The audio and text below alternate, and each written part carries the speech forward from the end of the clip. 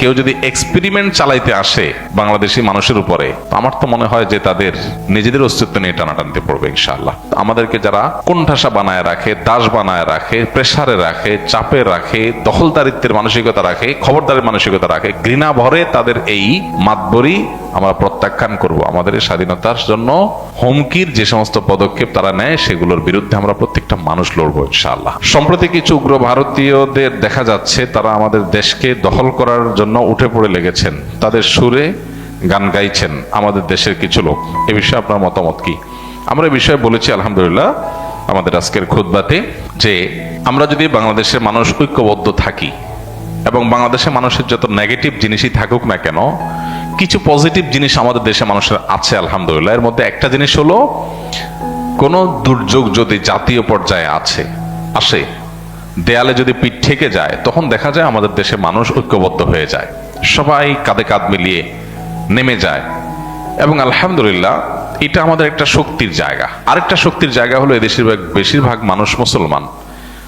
তারা যদি হিন্দুত্ববাদ দ্বারা আক্রান্ত হয়, প্রতিটা মানুষ আল্লাহকে খুশি করবার জন্য তার জীবন দেওয়ার জন্য প্রস্তুত থাকবে ইনশাআল্লাহ।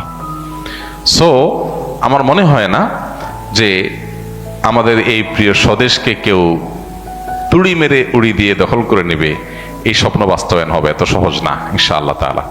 তবে এর জন্য আমাদেরকে ঐক্যবদ্ধ থাকতে হবে এবং সতর্ক থাকতে হবে, সচেতন থাকতে হবে।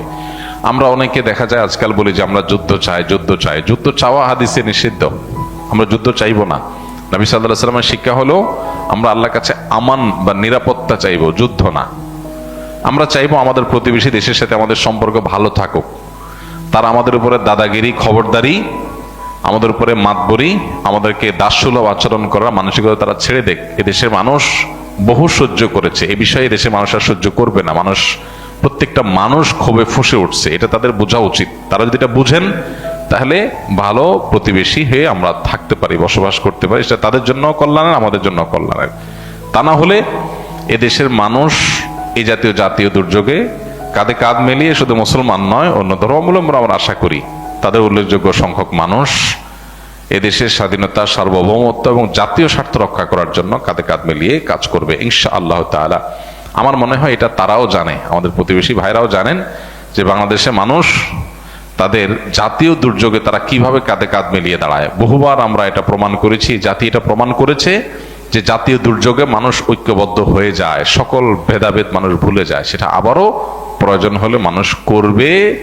কিন্তু কেউ যদি এক্সপেরিমেন্ট চালাইতে আসে বাংলাদেশি মানুষের উপরে, তো আমার তো মনে হয় যে তাদের নিজেদের অস্তিত্ব নিয়ে টানাটানতে পড়বে ইনশাআল্লাহ। এই জন্য আমাদের ইমানকে বৃদ্ধি করতে হবে, আমাদের চেতনাকে জাগ্রত করতে হবে।